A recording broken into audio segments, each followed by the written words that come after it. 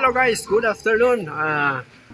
Ngayong hapon po ay mayroon na naman akong isi-share sa inyo na meron po isang patiner na napilayan. So, ang gagawin po natin ay babakunahan natin ng FTD. Yung FTD po ay pwede rin po sa maga kasi kagaya po ng sa tamping, maga din po yun. So ito, napilay siguro ito o di kaya nadulas, na talisod. So pilay-pilay po siya. So ngayon ay titingnan natin ang sitwasyon niya. So let's go.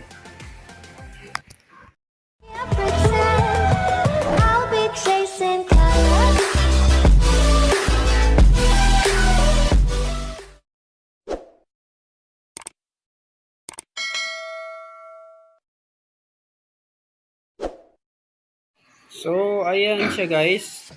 Nakahiga siya. Bali ito ay kapatid ito ng nandoon sa katabi ng binakunahan na nagkatamping. So, katabi lang po ito.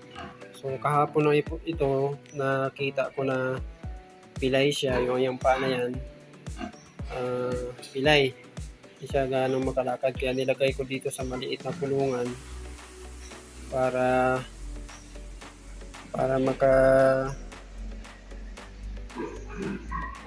hindi siya guluhin ng kapatid niya, kasi kung nandun siya sa kapatid niya, apak-apakan siya, bugbugin siya, kaya mas magandang alisin din po sa kapatid niya. So ngayon meron kaming kulungan na ganito, so nandito siya lang mag-isa dyan. So ayan, yung isang paa na yan, hindi niya mailapat yan. So bali, nagtanong kami sa aming technician kung anong pwedeng igamot. So, ang nirecommend sa amin ay FTD.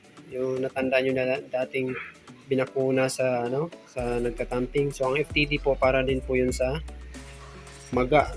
So, yan, may maga din po yan. Di ko alam kung natalisod yan o nadulas, baka may ugat.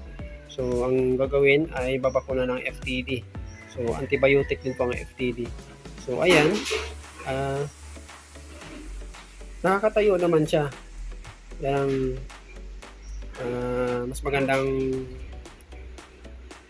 igamutin natin or gamutin para gumaling siya. So ito ay mga 60 plus din ito, kasi yung nasa tamping na yon lang sila nun magkasabay lang sila eh. So ayan, matalisod siya.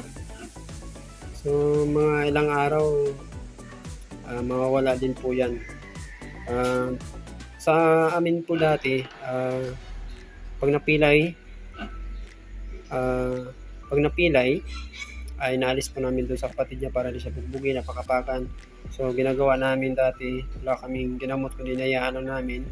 So medyo matagal gumaling.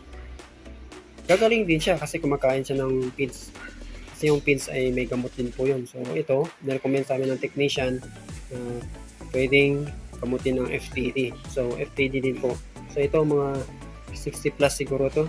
Kaya pwede pong gawing 8 ml din po, kasi yung binakuna ko dun sa nagkatamping ay 60 plus yun or 60 kilos. Kaya pwede po maglagay po ng mga 2 ml o magpasobra. So yun nga, sabi ko pwede mas maganda yung sobra kesa kulang sa gamot na itong FTD. So ayan,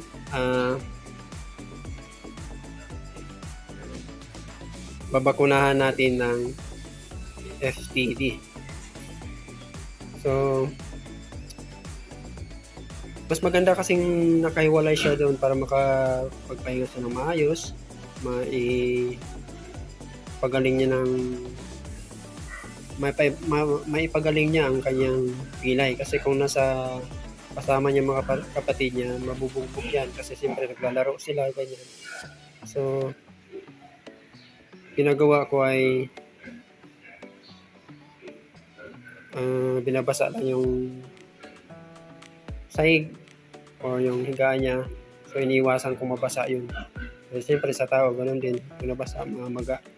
So, may maga na siya konti. Kasi pangalawang araw pa lang niya ngayon eh. Kumakain naman siya, kaya lang hindi siya makalakad ng maayos. So, ayan siya. Okay naman siya, kumakain. Yun nga lang ang problema ay yung paa niya, pilay. So, kung meron kayong pilay na pilay na baboy or fattener, so FTD po, pwede nyong ibakuna. So, ang FTD po ay ganoon din po, 3 to 5 days po ang paggamot. So, depende sa baboy kung gaano kalaki, kasi ang FTD 1:10 po ang dosage niya. So, update ko rin ito kung gagaling na ang paa niya sa pagdating ng 5 araw. So, let's go. Bakuna na natin.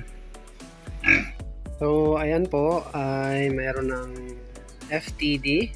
So, ayan. Generic lang po yan, pero pwede naman po yan generic. So, yung generic po siya ng FTD. Yung original po, yung pinakita ko sa inyo dati, yung kung may kulay dilaw. So, ayan, 8 ml po yan ang nilagay ko. Kasi, yung baboy na yun, mga 60 plus lang din po yun eh. Yeah, 1:10 po. So, ginawa ko, pinasobrahan ng 2 ml. So, ayan.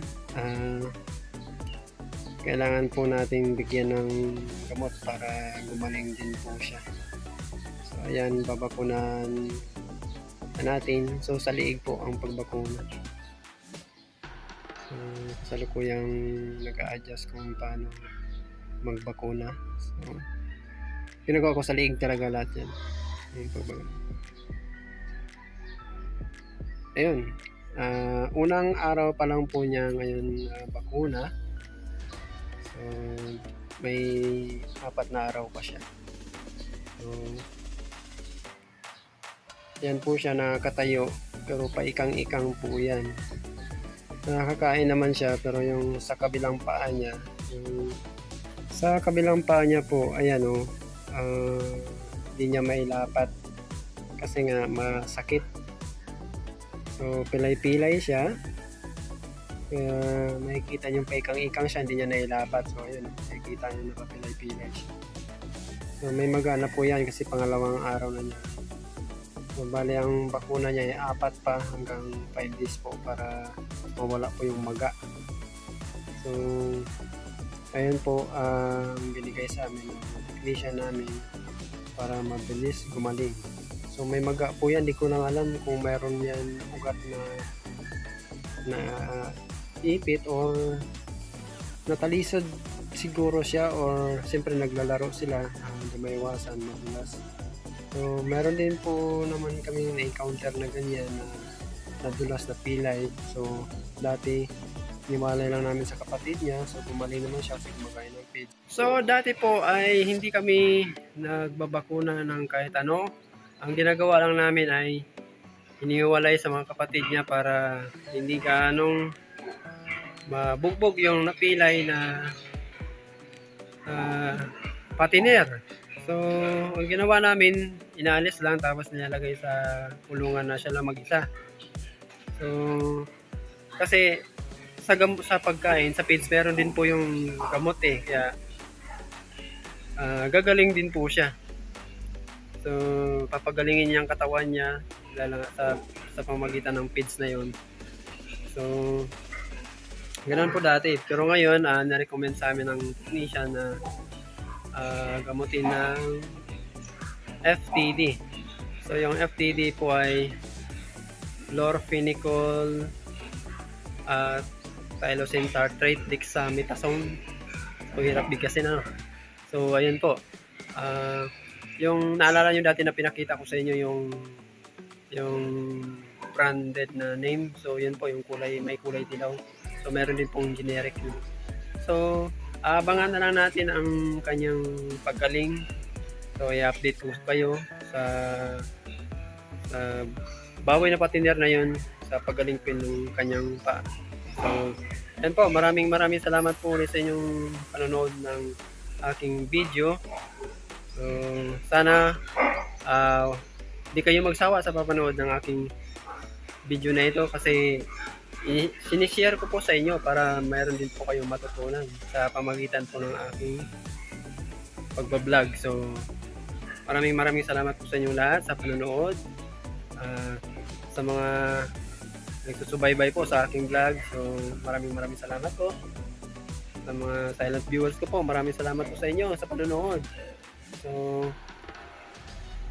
thank you sa inyo lahat at sa mga kasamahan ko sa Tribo Payag. So, maraming salamat sa inyong lahat sa pag-suporta po sa akin. So, ako po ay magsusupport din sa inyo para tayo ay magtulong-tulungan. So, maraming salamat po sa inyong lahat.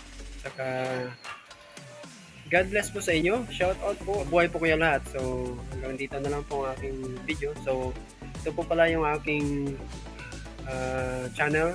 Just Vlog po. Ayan po sa screen. So, sa hindi pa po nag-subscribe, mag-subscribe na po kayo. Mag-like po, comment, and share. So, yan po. God bless po sa inyo lahat. Bye-bye!